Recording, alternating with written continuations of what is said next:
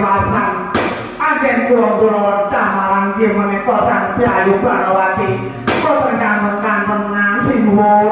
lho tobat dadi mau yo iki Prayu Banawati yo iki gendro marang kumongan Bagong ing jero Taman Kaputren kita akan jauh sing ngopo dewa keparang kula monggo kangelampai iki menika sang Prayu Banawati kawan kumo kawan Bagong sinuwun yo Mbak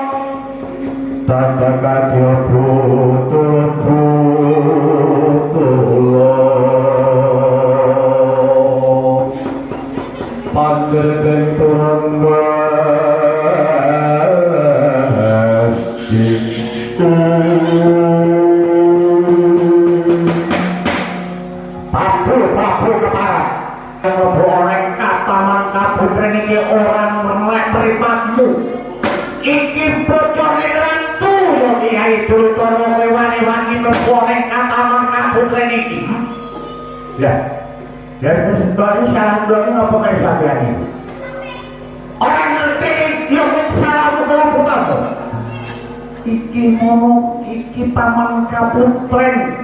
wis sak iki Taman Kaputren kowe iki dragakmu kiri wani-wani mlebone Taman Kaputren kowe ndak marang yo kuwi iki kawane Adwayani Duryudana ya kula iki mboten wae gandrung kali Gusti kula mboten lha sing kali kula niku nggih niku piyambak wae tapi binatang ngerti napa kula niki terus kula niki pancen kepek kali Gusti kula Banawati bahkan wah sing kono dhewe kae ngarang-ngarane penak teko bedak-bedak mulai ngenombak elekake yo kuwi kowe prayo marang Karang Kadempel yo kuwi marang Ki Semar Badrana yo yen kula boten purun yen kowe ku ora gelem iki mengko aja kakek kowe bralitan kuaran ora bakal bali ana ing Karang Kadempel bakal mengko tak pateni ana ing negara Astina macam itu to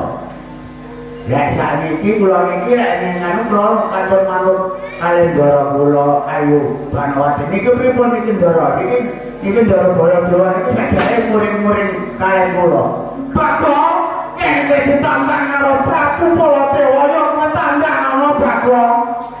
kok maten ndara ya iya yen pancen bisa yo ngayomi marang wadon aku nyawang yo marang pasane kok ora pucul-pucul saja yo bener banget Bagong pengaten tadi ku dikirim-kirim iki Ratu Mandura niku lho kula niku isi ngoten lho yo ora perlu simpan yen pengen ditanang yo wajib ngono Bagong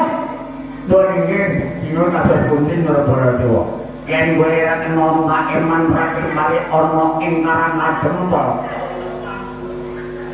apa kene lorong Kijapati marang negara Cina mboten kenapa ya kula niki nyantai-nyantai mawon kula niki mesti mboten paring nggih ndara kula Banawati kok jenengan yen kowe ora kena gawe metuwon jowo tak enteni napa kene tebakan rotok kamu kok takut bos